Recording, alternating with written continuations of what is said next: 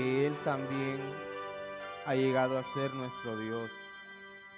Él también ha llegado a vernos y a extender su misericordia sobre nosotros. Gracias, Señor.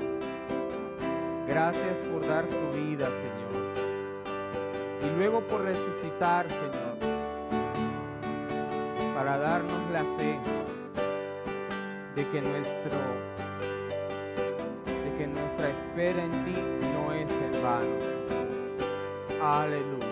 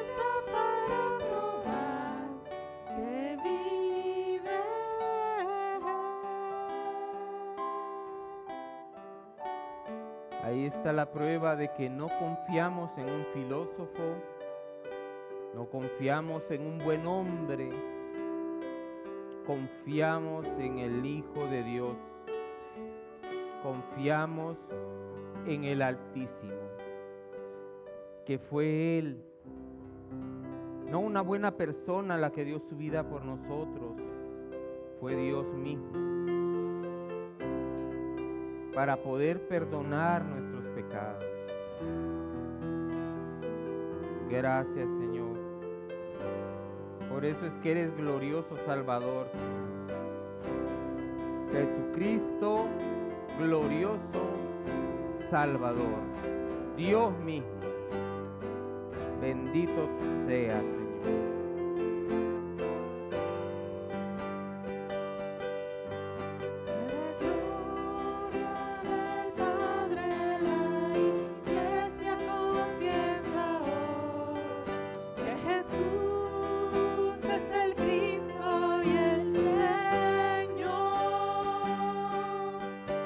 Su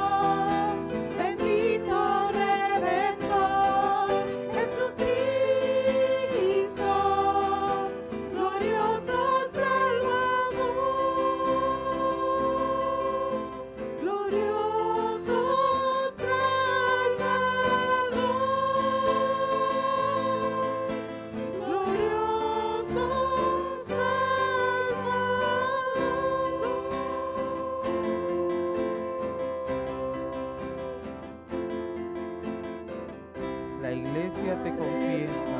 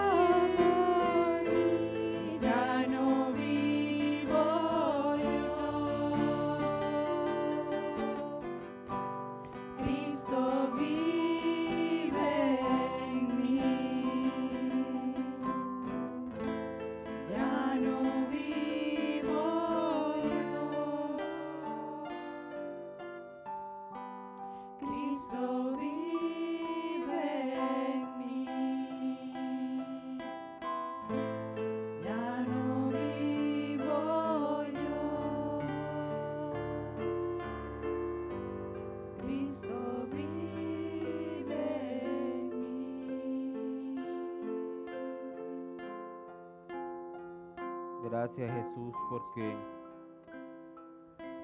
no solo vives en cada uno de los cristianos, Señor, sino que realmente vives, Señor, porque resucitaste de entre los muertos, Señor. No son palabras bonitas solamente, son palabras reales, porque eres Dios y te levantaste de los muertos, puedes vivir en nosotros, Señor.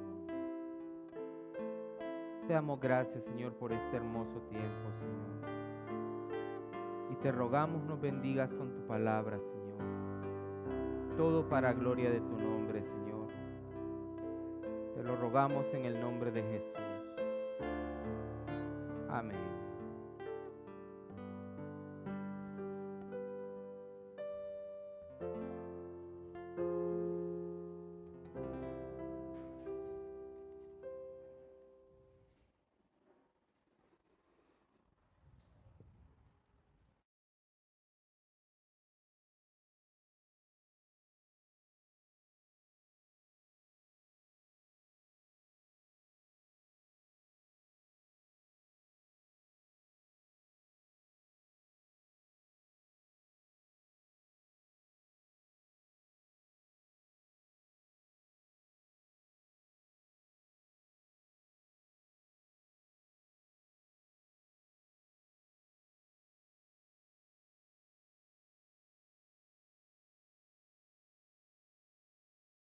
Buenos días, damas y caballeros. Nuevamente es un gusto saludarles a todos y a todas y darles la bienvenida a un día más de adoración al Señor. Y pues todos los domingos son especiales, ¿sí? Pero este en particular es un domingo en el año muy, pero muy especial. Porque por lo menos acá en Latinoamérica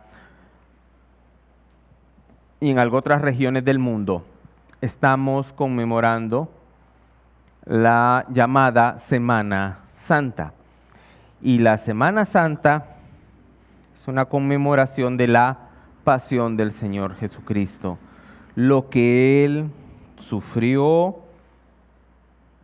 para poder rescatarnos de nuestros pecados. No debemos olvidar una cosa: el pecado existe porque hay pecadores. El pecado no es algo que anda en el aire, o no es una fuerza que se apodera de las personas. Es algo que las personas hacen. Las personas lo hacen. Si no hubiera pecadores, no existiría pecado. Ese es el punto. Entonces, cuando decimos que Jesús murió, incluso resucitó, para salvarnos de nuestros pecados, sí, nuestros pecados. Malas acciones que nosotros cometemos. No es un ser extraño, un tercer ser que me empuja, algo así. No, soy yo o es usted quien decide pecar y le da vida hacia el pecado. Y aunque en Romanos 7 se habla del pecado como de una tercera persona, es solo una ayuda literaria. Si leemos la Biblia, pues es obvio de que quien tiene la culpa es el pecador. ¿Por qué cree usted que es el pecador el que se va al infierno y no el pecado? Todo el pecador que no se arrepiente, ¿por qué es él el que se va al infierno y no el pecado? Porque es el pecador el culpable. Es el culpable. Entonces nosotros tenemos la culpa. Cada uno de nosotros en particular tiene la culpa de haber pecado. No es que el pecado es algo ahí que nos arrastra así, como si no tuviéramos un Dios que nos pudiera auxiliar para vencerlo. El título de la predicación de hoy es ¿por qué creer en Jesús como nuestro Dios y nuestro Salvador? ¿Salvador de qué? Del pecado. Prácticamente salvarnos de nosotros mismos. Sí, otra vez, ¿quién le da vida al pecado? Nosotros mismos. Si nosotros decidimos actuar egoístamente, hacer lo bueno, no, dice la gente. Voy a hacer lo malo porque eso es lo que quiero y me conviene en este momento. No haga lo malo. No, lo voy a hacer porque es lo que quiero y me conviene en este momento. Bueno, entonces es la gente la que le da vida al pecado y por eso es la gente la que se va a ir al infierno, toda aquella gente que no se arrepiente y se convierta a Cristo.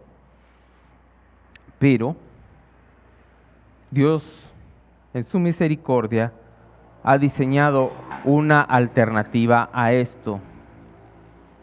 La salvación. Vino Jesús, se encarnó, creció como todo un ser humano normal, predicó el Evangelio, murió y resucitó. Vamos a comenzar leyendo Romanos capítulo 1, versos 3 y 4. Dice, acerca de su Hijo, nuestro Señor Jesucristo, que era del linaje de David según la carne, que fue declarado Hijo de Dios con poder, según el Espíritu de Santidad, por la resurrección de entre los muertos. Fíjese que Jesús es declarado, o podríamos decirlo con palabras así de nuestro tiempo, fue certificado Hijo de Dios con poder, según el Espíritu de Santidad. Y mire acá, Espíritu está con letras mayúsculas, empieza con letra mayúscula, lo que significa que habla del Espíritu Santo. Entonces Jesús fue declarado mediante el Espíritu Santo, fue declarado Hijo de Dios por la resurrección de entre los muertos. ¿Qué quiere decir eso? La resurrección de Cristo nos está diciendo que Jesús es Dios. Charles Darwin o Carlos Darwin, con su obra El origen de las especies, que fue publicada en el año de 1859, y otros trabajos, contribuyó mucho a que las personas dejaran de creer en la existencia de Dios, de un Dios creador, a favor de la teoría de la evolución, porque aceptar una era negar la otra. Surge entonces el concepto de la supervivencia del más apto. Se empieza a decir que en toda la naturaleza sobrevive el más apto, incluyendo entre nosotros. Y con eso algunos autores, empleando la selección natural como argumento para varias ideologías, a menudo contradictorias, introducen esta misma idea en el capitalismo radical, es decir, el gobierno tiene que apartarse, reducirse al mínimo posible, y la gente que vea cómo hace con sus necesidades, que sobreviva el más apto. No, fíjese que yo soy pobre y tengo diabetes y ocuparía ayuda para comprar la insulina. Supervivencia del más apto. Vea usted de dónde la compra, si no, buen viaje. Eso es lo que implica esto. Supervivencia del más apto. Sirve como apoyo para el racismo. Sobre esto, más adelante se funda una rama, dicen que científica, que se llama eugenesia.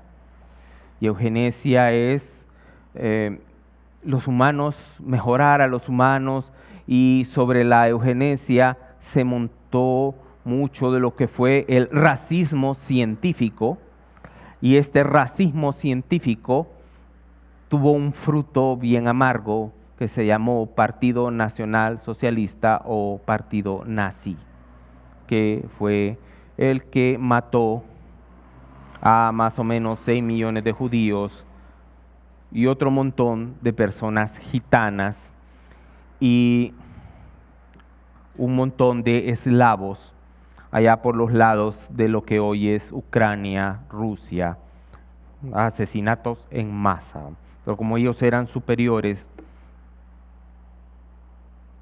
eran biológicamente superiores, era una raza más apta, entonces había que eliminar a los inferiores. ¿Ya se imagina qué hubiera hecho esa gente con nosotros, que somos de piel oscurita, si hubieran triunfado?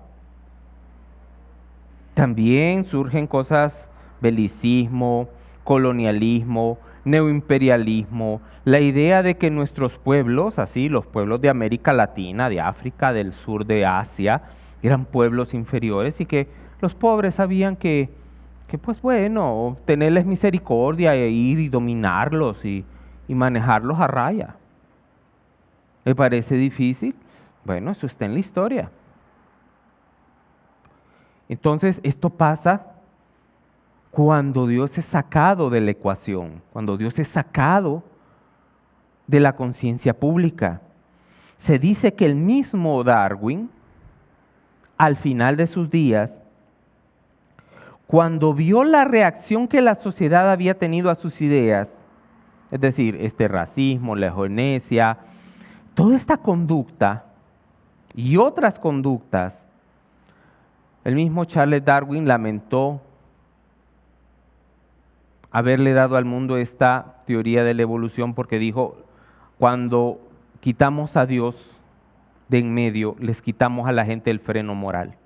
La sociedad se va a autodestruir.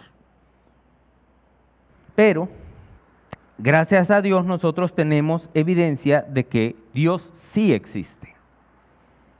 Y esta evidencia está en la resurrección de Jesús. Leamos Mateo capítulo 27, versos 62 y 63. Al día siguiente, que es después de la preparación, aquí el contexto es que Jesús había sido crucificado, ya había muerto. Entonces dice aquí, al día siguiente, que es después de la preparación, se reunieron los principales sacerdotes y los fariseos ante Pilato, diciendo, Señor, nos acordamos que aquel engañador, están hablando de Jesús, los fariseos están hablando de Jesús, dice, Señor, nos acordamos que aquel engañador dijo, viviendo aún, después de 3 días, resucitaré. Vemos aquí que tanto los amigos como los enemigos de Jesús le habían escuchado decir algo bien claro, en 3 días yo voy a resucitar.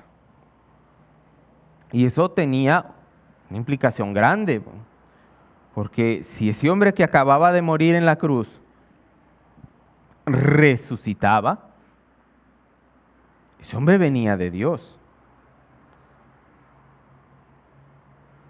Si no resucitaba, las autoridades religiosas tenían sus problemas resueltos. Y fíjense cómo es esto que Jesús le dio un plazo, 3 días. 3 días. Si después de esos 3 días Jesús no había resucitado, entonces no pasaba nada.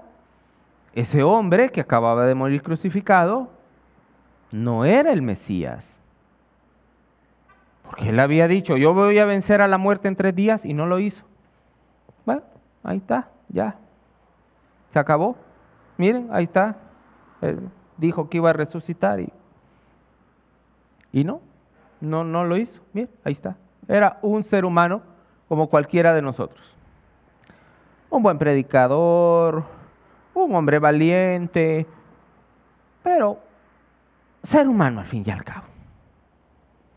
Bien, por eso es que la resurrección es vital para probar y saber si Jesús es de verdad Dios.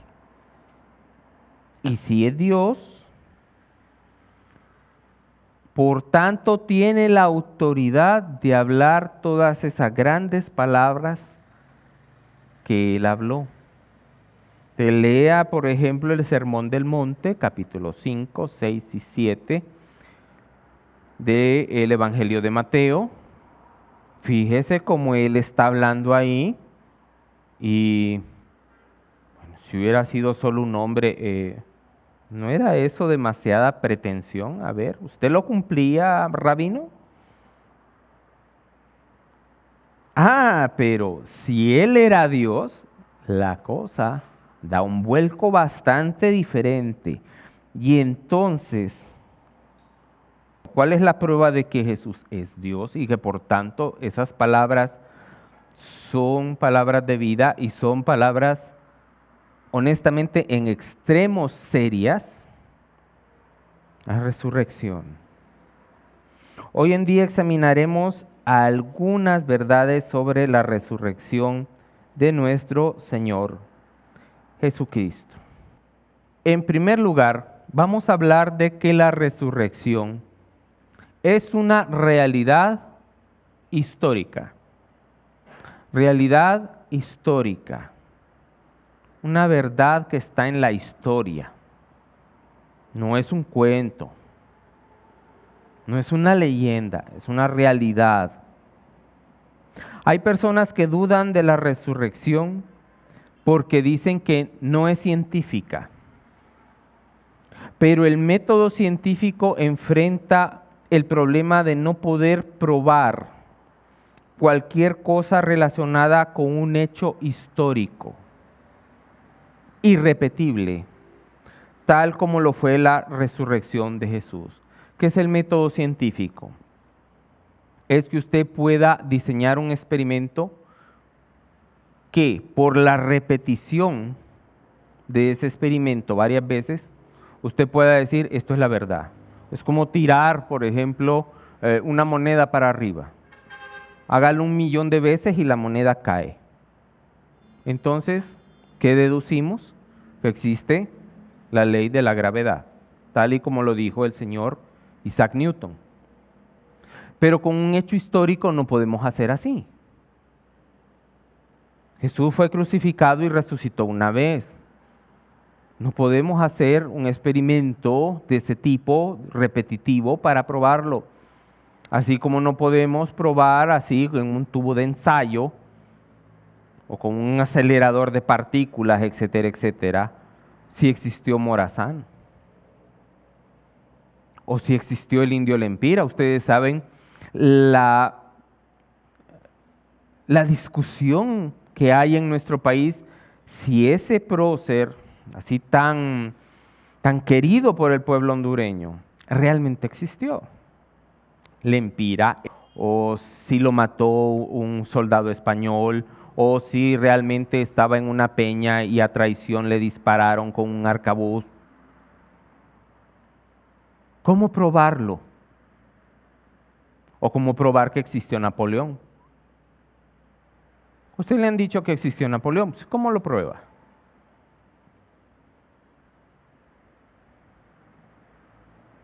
¿Cómo lo prueba? Que existió un hombre que se llamaba Napoleón. No lo puede repetir. Entonces, para estos hechos que no se pueden repetir, que son historia, el método histórico es el indicado en este caso. El peso de la evidencia descansa sobre su veracidad. Es decir, vamos a examinar qué tan buena es la evidencia. Esa evidencia que nos lleva a sencillamente tener que aceptar que un hecho histórico sucedió de tal o cual manera. La evidencia de la muerte y la resurrección de Cristo está en documentos antiguos que incluyen escritos de antiguos autores, tanto cristianos como no cristianos.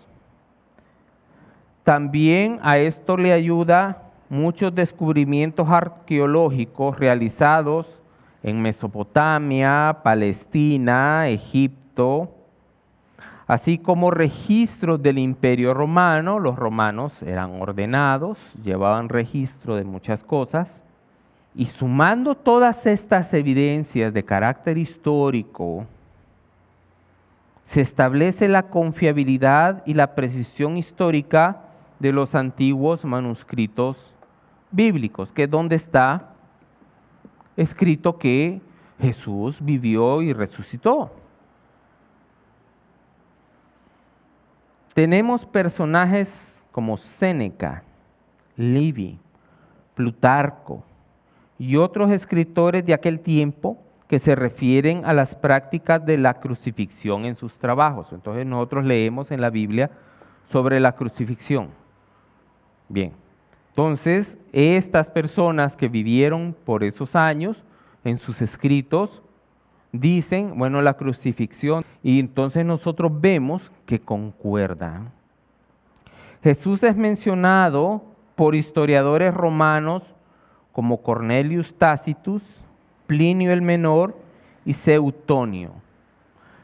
Historiadores del imperio, que no necesariamente eran cristianos, no eran cristianos.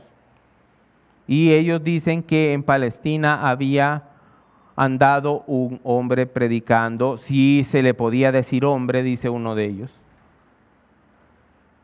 Y testifican que se llamaba Jesús de Nazaret, testificaban un montón de cosas, testificaban que sus seguidores eran un grupo de gente muy moral, muy piadosa, muy misericordiosa y en línea con todo lo que es el cristianismo. Entonces vemos que esta gente está citando a los cristianos. Es decir, no es un invento de por ahí. No es que lo creó, como alguna gente dice, en este emperador romano de Constantino, no. También podemos verlo en historiadores no romanos, es decir, historiadores de que no eran del mero imperio, como Talus, Luciano de Samosata y Flegón. También Jesús está en el Talmud judío y por el historiador judío Flavio Josefus. Era un historiador muy cercano a ese tiempo. Flavio presenció la destrucción de Jerusalén. Todo lo que Jesús profetizó de Jerusalén, Flavius Josefus lo miró con sus ojos y lo anotó. Y él no era cristiano, no, para nada. Era hebreo, pero en realidad ese hombre tenía corazón romano. Entonces, toda esta gente y todos estos descubrimientos arqueológicos y toda esta evidencia junta nos lleva a la inequívoca conclusión de que la resurrección sucedió y que es un hecho histórico, un hecho en la historia, algo que pasó. Pero como siempre, hay gente que le gusta, pese a la evidencia, empezar a decir que no y buscar explicaciones a por qué no.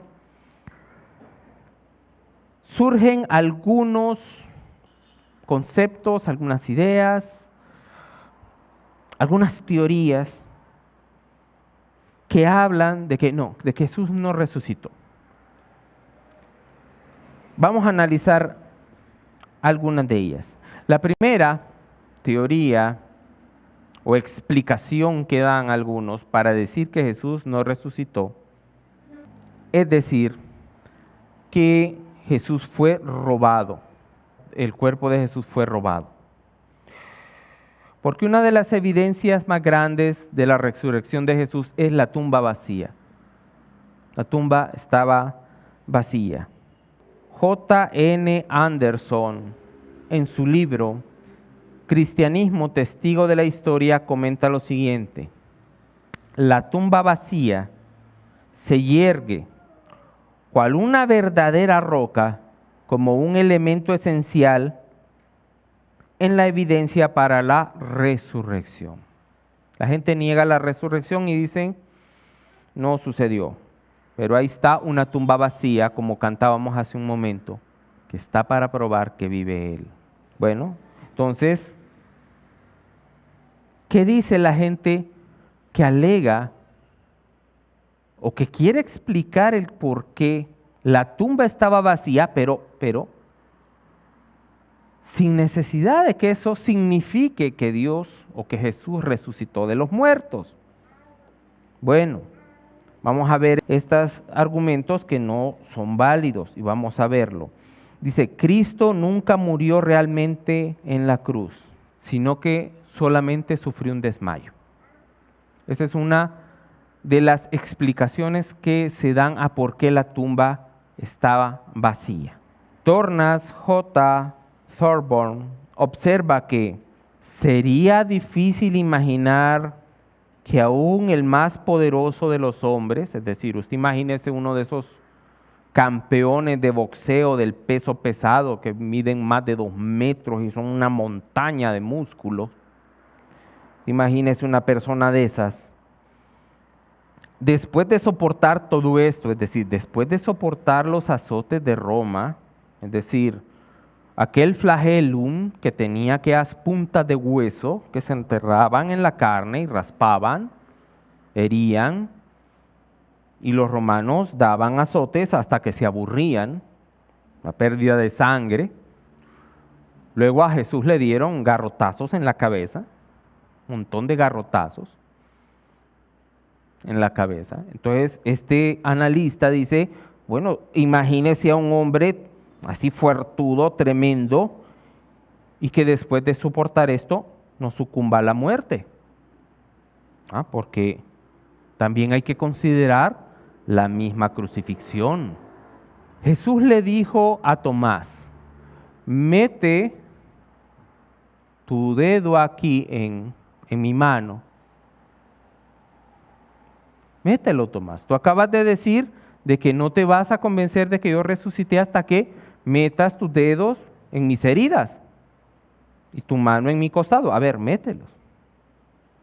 Bueno, si Jesús le dijo, mete tu dedo acá, se imagina del tamaño de ese clavo.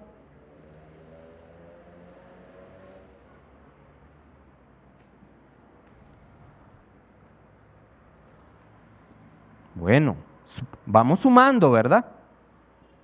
La tortura con los soldados romanos, ahora ese tremendo clavo ahí metido en cada brazo, luego vamos a recordar que otro tremendo clavo fue puesto en los pies y que la posición de la crucifixión dificultaba la respiración. Aparte de la gran golpeada que le habían pegado, o que acostumbraban los romanos a pegarle a las personas que iban a crucificar, el estar crucificado dificultaba la respiración. Entonces, aparte de tanta pérdida de sangre, de los golpes, la gente se ahogaba. La gente se ahogaba. Bajo el sol, deshidratándose. Qué tremendo. Pensar que alguien va a sobrevivir a semejante cosa es muy difícil. Y el señor Thorburn dice que aún hay registros de que las víctimas de la crucifixión rara vez se recuperaban. Vamos a suponer que por alguna razón optaban de bajar de la cruz a alguien antes de que muriera. Era casi seguro que se iba a morir. Así que a veces podría ser incluso algo así como una burla, ¿no? Entonces, sí, ya te vamos a bajar, vamos a tener misericordia de ti. Lo bajaban, si de todas maneras se va a morir. Después de esa golpeada, después de estar 2 horas ahí subido, se va a morir. Entonces era raro que alguien sobreviviera. Si acaso lo llevaban a bajar. Entonces Jesús sí murió. John Stott pregunta, ¿hemos de creer que después de los rigores y penalidades del juicio, la mofa, los azotes y la crucifixión, podría él sobrevivir? Oiga, 36 horas dentro de un sepulcro de piedra, sin calor, ni alimentos, ni cuidado médico. Vamos a recordar las heridas, el flagellum, aquellas bolitas de hueso o bolitas de metal que desgarraban toda la piel, más la pérdida de sangre, más los agujeros en las manos, más los agujeros en los pies, más la lanza que le penetró el costado. Y pues Jesús no murió, dicen. No murió, fíjese que Él simplemente sufrió un desmayo y estuvo ahí metido en el sepulcro sin atención médica, sin nada, sin comida, sin beber un vasito de agua. Y luego, óigame, con esos hoyos aquí y en los pies, movió una piedra que la mueven entre varios hombres. Óigame, ¿con qué se iba a apoyar? ¿Cómo se iba a poder apoyar para hacer fuerza? Mire, cuando uno va a hacer una fuerza, se apoya en el pie. El pie tenía un hoyo grande. Si a usted se le ha metido un clavo en el pie, ¿cuáles son los clavos más comunes que encontramos por ahí? Clavos grandes, 3 pulgadas, 2 pulgadas. Son los clavos grandes que andan por ahí, los más grandes. Ya cuando hablamos de clavos más grandes es una gran rareza que no los vamos a encontrar en cualquier parte. Ajá, si una persona que se le ha ido un clavo en el pie no puede poner el pie en el suelo, se imagina a Jesús, que iba a poner su pie en el suelo con aquel gran hoyo, el otro pie también con aquel gran hoyo, y con las manos iba a empujar la piedra con aquellos grandes hoyos también, y que encima de eso la guardia romana no lo iba a escuchar. Porque había una guardia afuera, había un grupo de soldados afuera de Roma. Óigame, inmediatamente lo hubieran escuchado, lo hubieran detenido, pero no pasó. Ajá, y luego Jesús se levanta con esas grandes heridas después de haber recibido ese trato tan bestial. Levanta la piedra así despacito, sin que nadie escuche, suavecito. Se sale y llega al aposento alto, fresco como si nada, y les dice: he resucitado, muchachos. ¿Eso es normal en un ser humano común y corriente? No, eso no es normal. Claro que no. Se lo imagina desde donde estaba en el Gólgota, afuera de Jerusalén, porque dice la Escritura que el sepulcro que donó José de Arimatea estaba cerca de donde lo crucificaron. Entonces, el Gólgota estaba afuera de Jerusalén. Quiere decir que también el sepulcro estaba fuera de la Jerusalén de aquel tiempo. Entonces Jesús, con aquellas grandes heridas, sin que la guardia lo escuchara, y después de haber movido una piedra que era movida entre varios hombres que no estaban heridos, sencillamente empezó a caminar en la noche.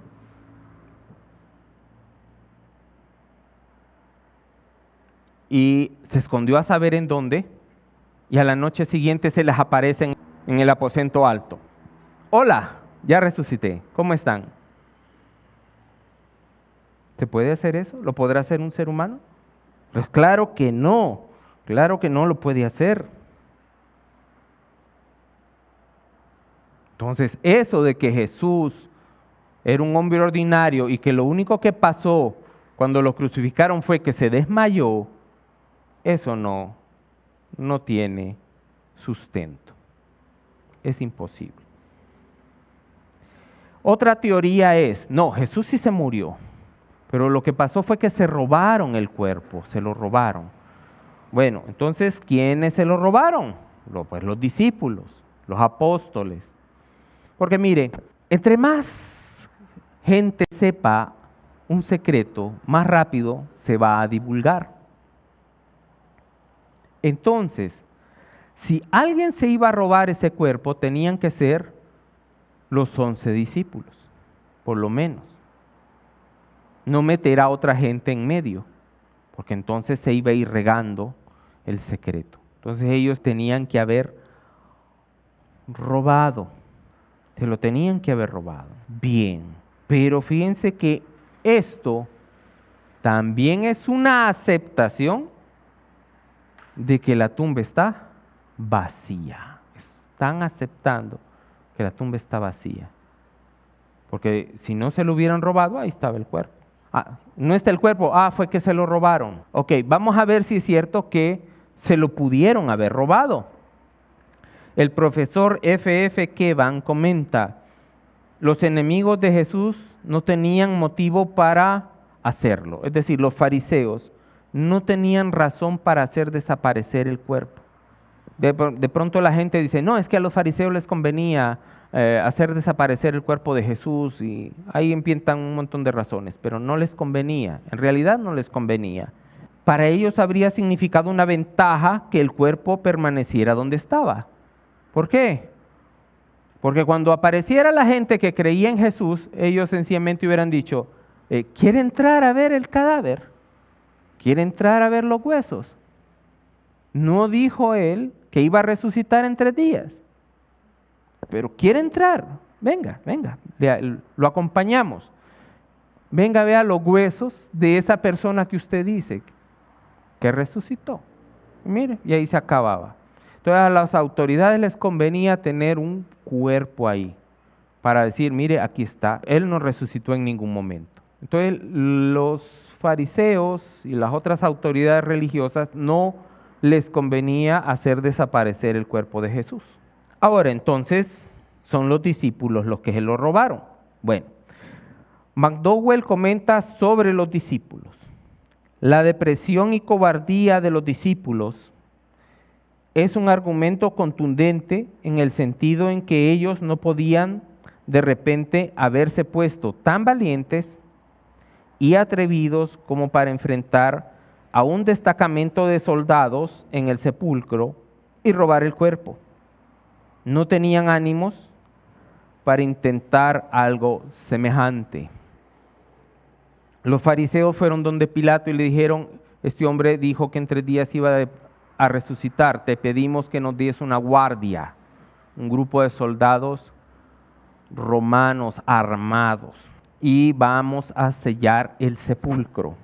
Es decir, ¿qué hacían los romanos? De lado a lado de la piedra ponían un lazo y en medio derretían cera y le ponían un sello. Un sello. Para abrir esa piedra, ese sello lo tenían que romper. Y en aquel tiempo romper un sello del imperio era prácticamente ganarse la muerte. Entonces, estos discípulos que los vemos en el aposento alto escondiditos, cuando vemos a su líder más valiente y más atrevido, Pedro, que después de haber negado a Jesús se fue y estuvo llorando por lo que había hecho, ¿qué ánimo tenían ellos como para decir, bueno, vamos a ir, nos vamos a enfrentar a la guardia y vamos a sacar el cuerpo de Jesús de ahí y le vamos a decir a todo aquel montón de gente que nos seguía que Él resucitó? ¿Cómo? No puede ser. Ellos no tenían el estado de ánimo. Y hasta el más valentón de ellos estaba quebrado por dentro. Entonces, porque si yo voy a ir donde una guardia romana a querer quitarles algo que les ha sido encomendado con especial cuidado, yo tengo que ir a rifarme la vida con ellos. Es decir, eran pescadores contra soldados profesionales. Los romanos hacían servicio militar más o menos 10 años. 10 años. En donde vivían en maniobras, si no es que vivían en guerra. Es decir, cuando no estaban en guerra, estaban en maniobras o en operaciones de control del orden público. Y estos pescadores se iban a poner con estos soldados. Espada contra espada. Los hubieran matado. Y con ese ánimo que llevaban, ¿cómo es que iban a enfrentarse a estos soldados entrenados y desalmados? Y otra cosa. Los romanos tenían algo. Si un soldado dejaba ir un prisionero, mataban al soldado. Porque si lo habían sobornado al soldado, de nada le iba a servir haber recibido soborno, porque no lo iba a disfrutar, lo mataban. Y en este caso les habían encomendado cuidar esa tumba 3 días. Una tumba que tenía un sello del imperio. Igual, si alguien mueve esa piedra, muchachos, se mueren. Y que llegara un grupo ahí de pescadores ahí. Ay, ¿con qué iban a llegar? Con las 2 espadas que andaba Pedro, que Pedro le tiró a Malco y al siervo del sacerdote y le arrancó una oreja. De seguro lo que Pedro quería era pegarle acá y arrancarle la cabeza, pero no podía, solo le pudo arrancar la oreja, porque él no era soldado, no estaba entrenado, no sabía bien cómo usar una espada. Recordemos que los soldados después dijeron que los discípulos se robaron el cuerpo mientras ellos estaban dormidos. McDowell combate este argumento de una manera sencilla y contundente. Si los soldados estaban durmiendo, ¿cómo podían decir que los discípulos fueron los que se robaron el cuerpo? ¿Cómo podían? No es que fije que yo vi a Pedro, el pescador, que fue él el que lo llevaba y los pies lo llevaba aquel que le decían el apóstol Juan, amado. Ajá, ¿y cómo pudo si usted estaba durmiendo? ¿No?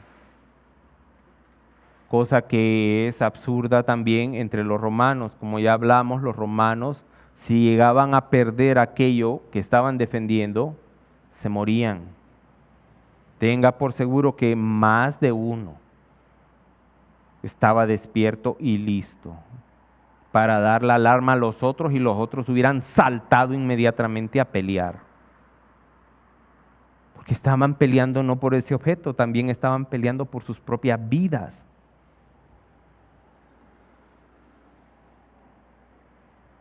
No, ellos, ¿qué iban a estar dormidos? No iban a estar dormidos. Pero bueno, hay que decir algo, pues.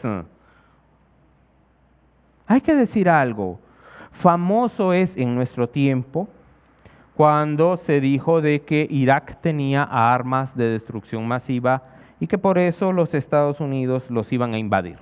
Con los años se supo que nunca hubo nada cerca de eso.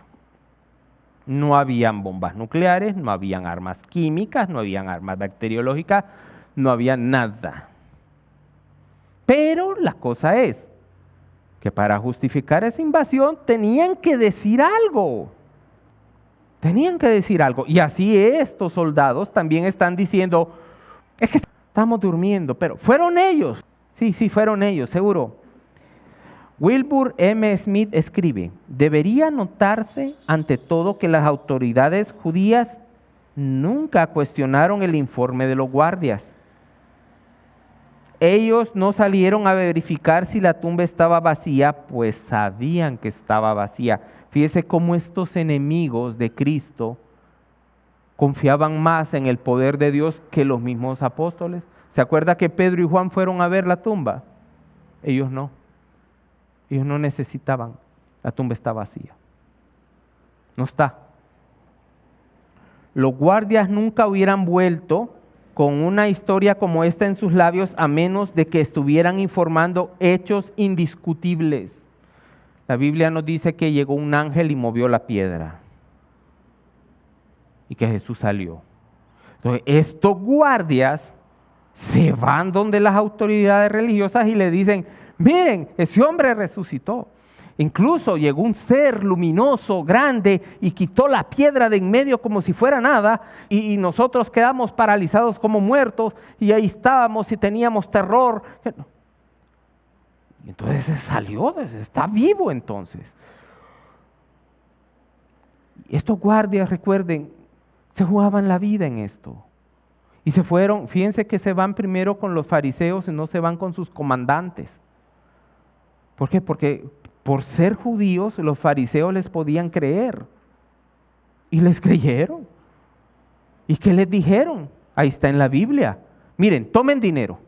Y ustedes van a decir que los discípulos se lo robaron en la noche. Y si esto lo llega a conocer el gobernador, nosotros lo vamos a proteger. ¿Discutieron ellos el hecho de que Jesús había salido del sepulcro? No lo discutieron. Fabricaron una excusa y le dieron dinero a los soldados para darles más seguridad. Tengan dinero, digan esto y no tengan miedo, que nosotros nos arreglamos con Pilato.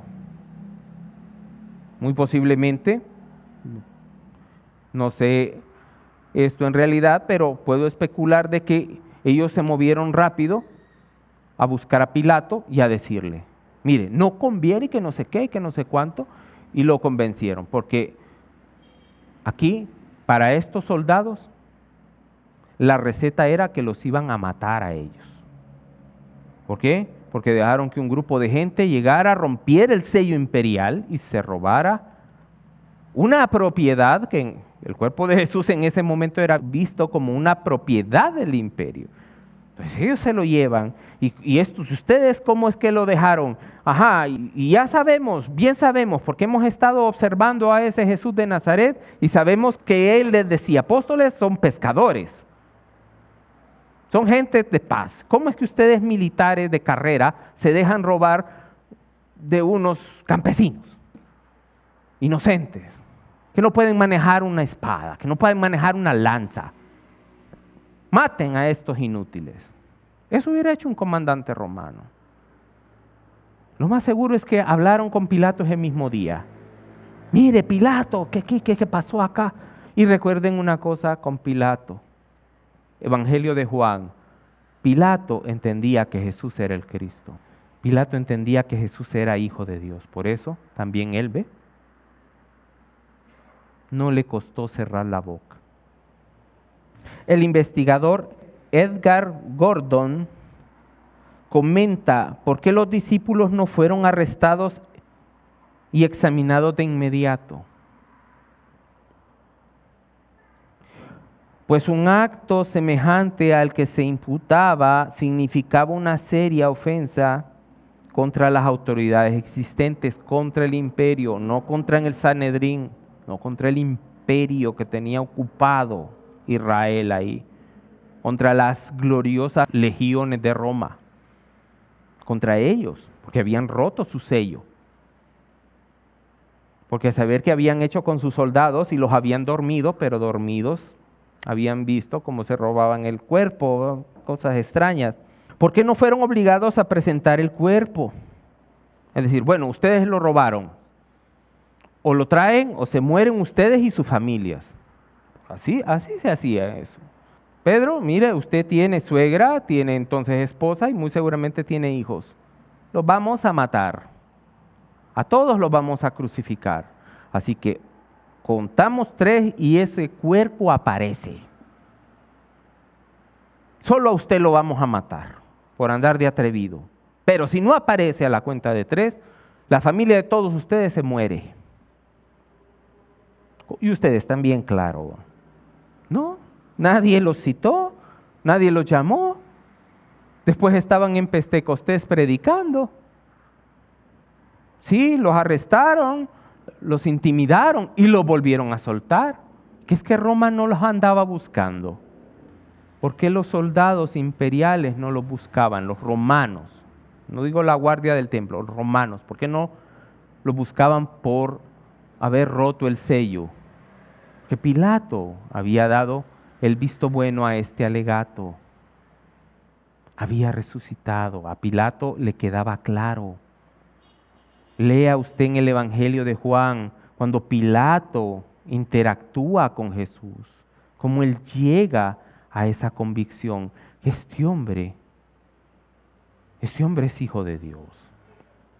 Y le daba miedo. Le dice, oye, ¿tú quién eres? Y la Biblia dice, tuvo miedo. ¿Qué iba a tener miedo el comandante romano de un carpintero común y corriente? No, Pilato sí entendió que Jesús era el Cristo. Mire, él era un comandante militar. Jesús reunía multitudes. Era obvio que Pilato lo tenía vigilado. Entonces Pilato tenía información y al tenerlo cerca y platicar con él, dijo, no, es cierto, este hombre es divino. Y entonces, como él es culpable también de haberlo crucificado, tiene una gran culpa adentro y por eso con facilidad se pliega a los sumos sacerdotes. Se le olvidan las leyes romanas, porque él tiene una puya aquí en la conciencia. Sí, él es el Mesías y resucitó. Ahora, hemos visto unos breves tips, unas breves claves de que la resurrección es una verdad histórica. Le podemos recomendar el libro de Josh McDowell, Evidencia que exige un veredicto. También está Más que un carpintero, del mismo autor, en donde de una manera amplia se habla sobre la resurrección de Jesús. Ahora, otra evidencia de que Jesús resucitó es el efecto que tiene en sus más cercanos seguidores, los apóstoles. McDowell dice, en ese su libro, puedo confiar en el testimonio de los apóstoles, porque todos, a excepción de Juan, el discípulo amado, que murió de edad, murieron mártires por causa de dos cosas, la resurrección de Cristo y su fe en que Él es Hijo de Dios. Y la gente podrá decir, bueno, ¿y eso qué? Si ha habido un montón de gente que ha muerto por una mentira. Porque piensan que la tal mentira es real. Pero no va a encontrar usted un grupo de 11 hombres dispuestos a asumir tortura hasta la muerte, torturas groseras. Imagínese Pedro crucificado de una manera invertida. Si yo sé que lo de la resurrección de Jesús es mentira, que yo me robé el cuerpo, ahí nomás me echo para atrás. Me echo para atrás. O Andrés, que fue crucificado en una cruz en X. Así. ¿Cree usted que eso se aguanta así nomás por una mentira? No.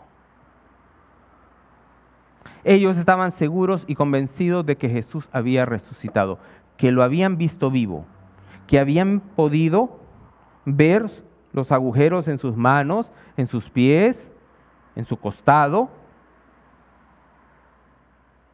Y ellos decían, no, es que no lo puedo negar, es que es cierto, está vivo. Ah, pues te vamos a matar con crueldad.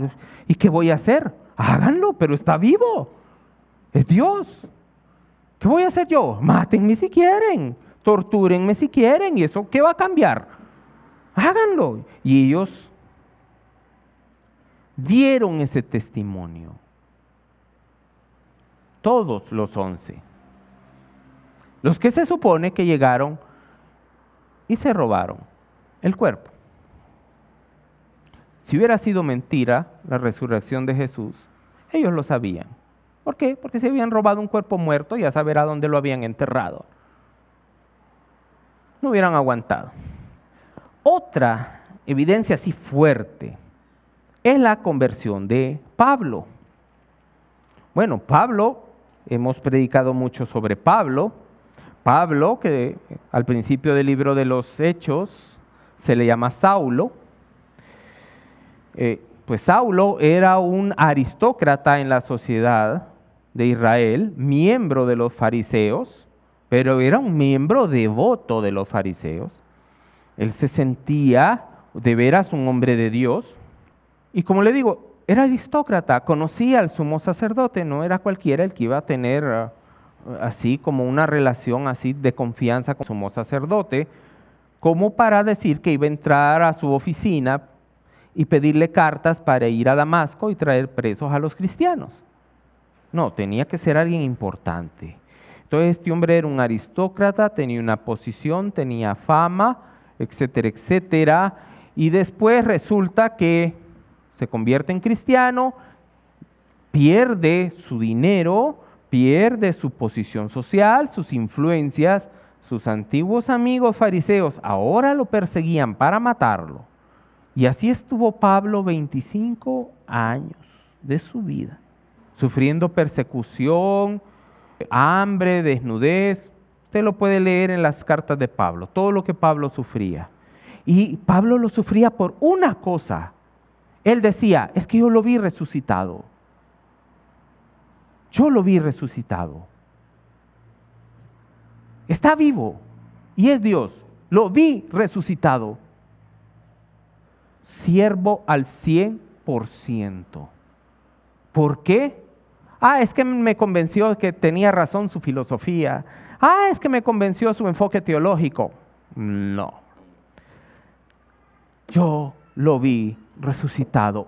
Él ha hablado conmigo, está vivo y por eso yo sé que es el Mesías y yo lo voy a seguir hasta donde sea. Y lo siguió hasta la muerte. Pablo tuvo la suerte, digamos, de que por ser romano solo le cortaron la cabeza, ¿verdad? Rápido, ¿verdad? Solo lo inclinaron y adiós cabeza. Otros murieron con unas torturas más duras, pero bueno, él también padeció la muerte. Bueno, hay muchos libros, documentales, reportajes, en donde queda claro cómo se demuestra que Jesús es el Hijo de Dios mediante la resurrección. Porque muchas personas podrían decir que este hombre era un buen hombre, que no paró hasta que lo crucificaron. Con mucho amor por el ser humano, al fin y al cabo, un hombre normal. Por eso es necesario, es vital, de que aparte de que apreciemos el amor de Jesús en la cruz, también tengamos bien presente cómo se levantó de los muertos. Porque eso prueba de que Él no era solamente un buen hombre que quería enseñarnos una mejor vida a través de su filosofía. Era Dios. Dios era Dios.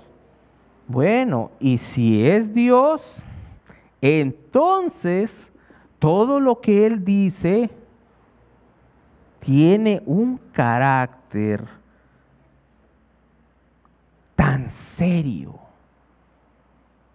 Todo lo que Él dijo y todo lo que está escrito de Él aquí en la Biblia que Él dijo es tan importante que, hombre, créame que yo no encuentro palabras para describirlo. Solo se me ocurre una cosa. Cuando Dios dio los 10 mandamientos, le habló Dios al pueblo desde el monte del Sinaí.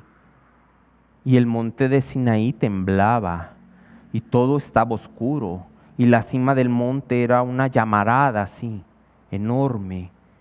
Y los israelitas tuvieron tanto miedo de que le dijeron a Moisés, no, Moisés, habla vos con Dios, porque si Dios vuelve a hablar con nosotros nos morimos. Creo yo que esta solo es una pequeña muestra de lo delicado que es el que Dios haya dicho algo. Dios mismo, Jesús, Dios mismo. Ahora leamos el Evangelio de Marcos, capítulo 1, versos 14 y 15.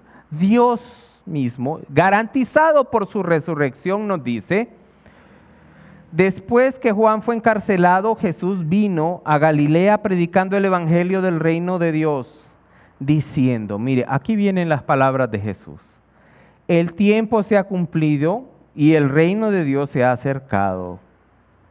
Arrepentíos y creed en el Evangelio.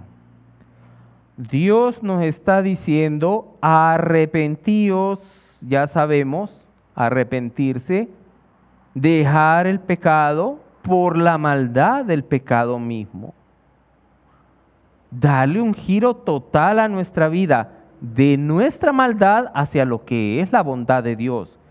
Y también creed en el Evangelio. Creed ¿en quién? En Cristo, en Jesús, en ese que murió y resucitó para probar que no era solo una buena persona. Lucas 13, versículo 1 al 5, dice otra vez Dios. En este mismo tiempo estaban ahí algunos que le contaban acerca de los galileos cuya sangre Pilato había mezclado con los sacrificios de ellos. Respondiendo Jesús les dijo: ¿pensáis que estos galileos, porque parecieron tales cosas, eran más pecadores que todos los galileos? Os digo no. Antes, si no os arrepentís, todos pereceréis igualmente. O aquellos 18 sobre los cuales cayó la torre de Siloé y los mató. Entonces la gente miraba eso como un castigo de Dios. Entonces Jesús les dice: ¿pensáis que eran más culpables que todos los hombres que habitan en Jerusalén? Os digo no. Antes, si no os arrepentís, todos pereceréis igualmente. Es decir, aquí Dios está diciendo, si no te arrepientes vas a perecer. Dios, garantizado por el hecho de que resucitó de los muertos.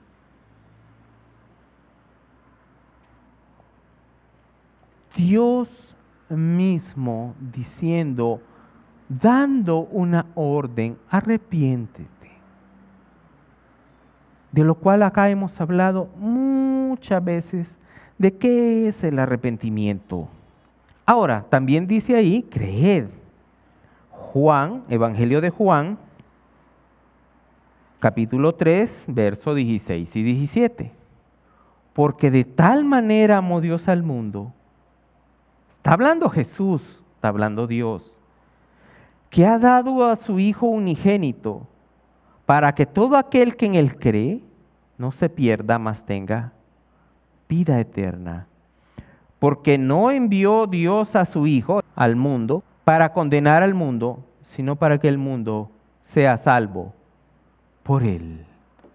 Este mensaje de arrepentimiento no es para amargarle la vida a la gente, es para que se salve mediante Jesús. Jesús dijo: arrepentíos y creed en el Evangelio.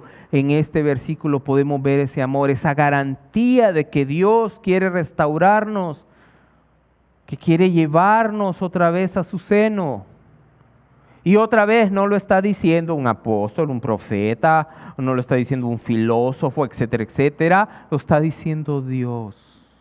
Nos manda a arrepentirnos y nos dice: vengan, vengan, yo los quiero reconciliar conmigo, yo los quiero reconciliar con el Padre. Yo no estoy aquí para arruinarles la vida, yo no estoy aquí para condenarlos, estoy aquí para que sean salvos.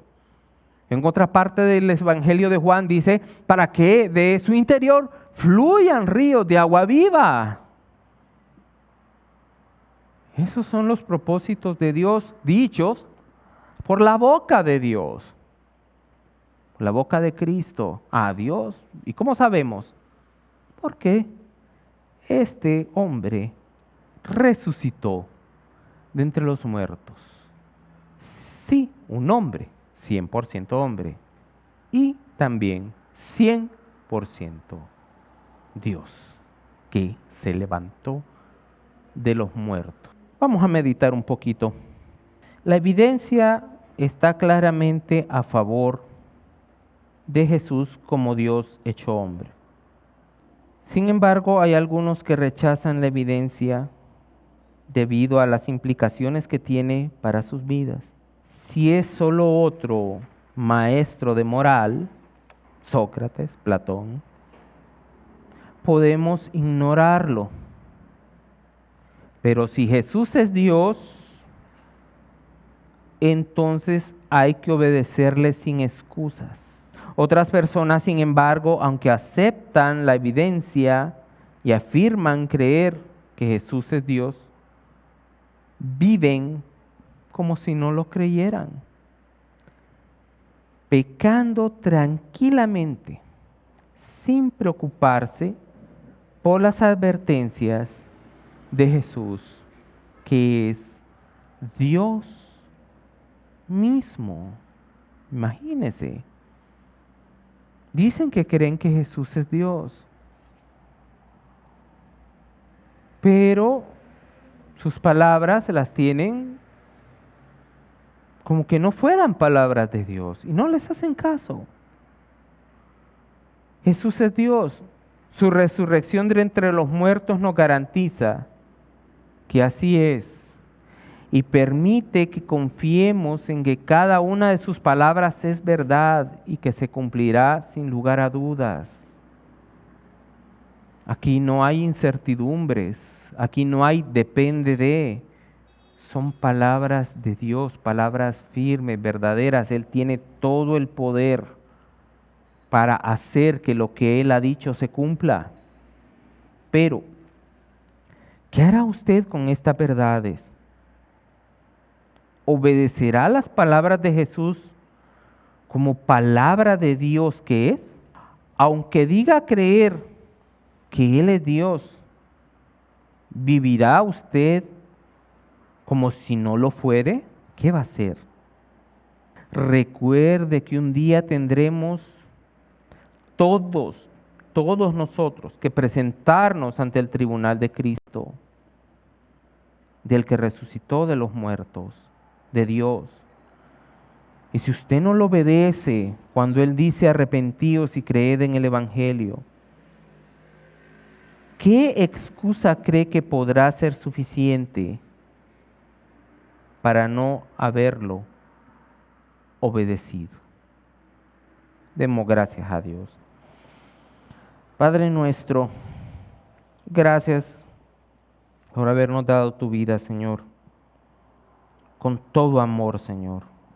El único sacrificio que podía librarnos de la muerte, Señor, y que podía librarnos del poder del pecado, Señor. Pero también, Señor, gracias por resucitar, Señor, porque con eso nos das evidencia de que eres Dios mismo, que nuestra fe no es en vano, que nuestra fe sí es en un Dios verdadero. Porque el mismo Pablo decía, si Cristo no resucitó, vana es nuestra predicación. ¿Por qué? Porque está predicando a alguien que no es Dios. Pero tú resucitaste, Señor, para confirmarnos tu palabra, Señor. Cada una de ellas. Confirmarnos que es palabra de Dios en que podemos confiar. Te rogamos, Señor, que esta palabra cumpla el propósito para el cual tú la has enviado, Señor, y que tu nombre sea exaltado y glorificado por los siglos de los siglos. Amén.